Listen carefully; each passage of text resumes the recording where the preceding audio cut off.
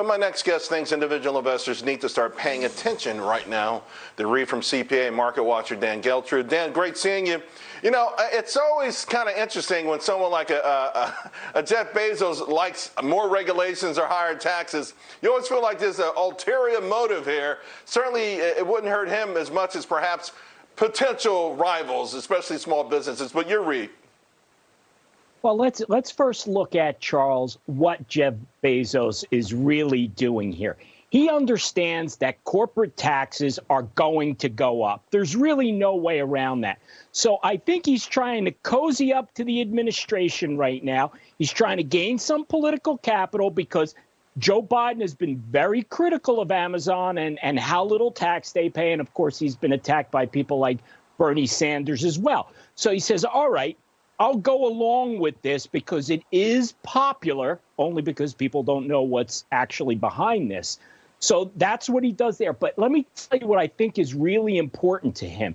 It's more about not losing deductions for things like R&D, research and development, and capital expenditures.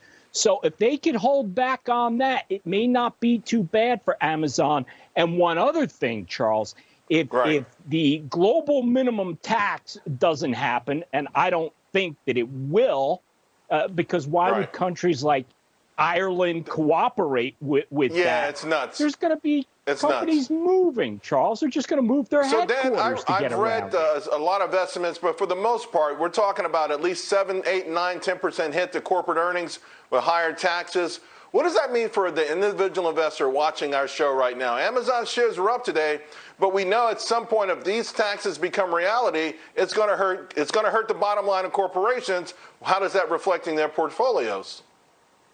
It's going to hurt, Charles, but I don't think it's going to hurt immediately because, as Jamie Dimon was talking about, there is really going to be a boom coming through 21, through 22, and maybe all the way through 23. Why? Because of the vaccines, so we're going to get out of the pandemic, and also because all of this stimulus. Now, Wall Street's going to be on a sugar high for a while, but then the growth can't last forever, Charles. It's going to level off. And when that happens, that's going to be the game changer. Yeah, there's no doubt about it. And particularly this kind of tax rate, which will make us so uncompetitive around the world. A lot of corporations are trying to get out of Dodge, and let's hope our portfolios don't follow them. Dan, always a pleasure, my friend. Talk to you again real soon.